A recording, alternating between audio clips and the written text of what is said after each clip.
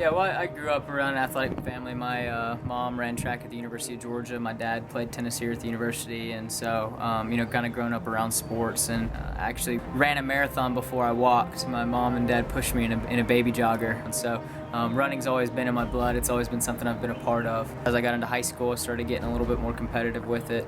Ran cross country my freshman year. We ended up getting second at state. I was the only freshman on the varsity roster. A pretty successful high school career. Ended up winning 2 state championships as a junior. Going into my senior year of high school, had high expectations to win another individual state championship and prepare for the next track season as well. During that senior year, I ended up getting injured and diagnosed with what's called chronic exertional compartment syndrome, and that's really just a fancy term for saying that there's pressure built up in your calves, and the doctor basically said the only way to get rid of it was through a surgery. And so I kind of was weighing my options and looking at the season, and I didn't want to just stop running my senior year. I wanted to finish my senior year of cross country, so that's what we decided to do, and just ran through the pain through my senior year, and then at the end of that season I decided to have the release done, and in that surgery ended up having complications. I lost 60% of the muscle from my knee down, and began a process of 2.5 years of reconstructive surgeries. I had 10 total surgeries trying to reconstruct and save my leg, and it basically brought me to a point where I had to make a decision if I wanted to continue to live my life in pain and not doing the things that I enjoyed to do, or have my leg amputated and move on with my life and hopefully be able to do anything and everything I wanted to at that point. We went and visited a doctor just to look at some more options, and he basically looked at me and said, "Jared, it's not a matter of if you lose your leg, it's a matter of when you lose your leg." He said, "You've got an 80-year-old leg on a 20-year-old's body, and I'd like to be able to run again one day. Lord willing, one day I'd love to have a family and be able to play with my kids in the yard." And he kind of just looked at me and said, that's not realistic with the leg you've got. That moment in that hospital room in February of 2010 was, when I made the decision that was the step I was going to take. Started Googling, Paralympics. I came across, Paralympic track and field, and then I came across the world ranking list, and then I came across the world records, and called my parents into the room where the computer was at, and I pointed to the screen where the world records were, and I said, "I want my name to be on this list."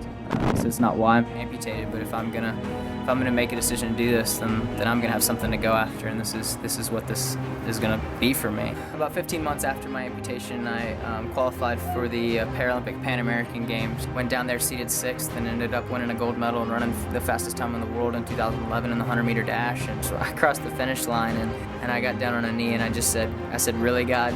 Really? This is crazy." My name's Jared Wallace. I run track and field for the U.S. Paralympic track team, and if there's one thing I can tell the viewers of this video is that the only limits you have are the limitations that you put on yourself, and it's all about your mindset. You recognize that the Lord has blessed me with this, and shame on me if I try to hide it. And I look at every moment and every opportunity of meeting people as an opportunity to share my story. You never know who you're saying hey to. You never know what someone may be going through. You never know how you can be impacted by that person, or how you have an opportunity to impact that person. So this is not something I'm going to be ashamed of. This is something I'm going to be proud of. And I look at my leg being gone as having life. Life now without a leg is so much more fulfilling than life before with both of my legs. And some people say they'd rather lose their life than lose a limb. And it's for me, as soon as I lost my leg, I gained life. God, from losing my leg 16 months ago to now being the fastest single amputee in the world in 2011, that doesn't just happen. Kind of the Lord just saying, "I'm here. This is what I've made you for. This is what your purpose is." And keep your eyes and your focus on the Lord, then no matter what happens, it's going to be His will and it's going to be His way, and that's the big picture. Nothing else matters, and just never give up on your dreams.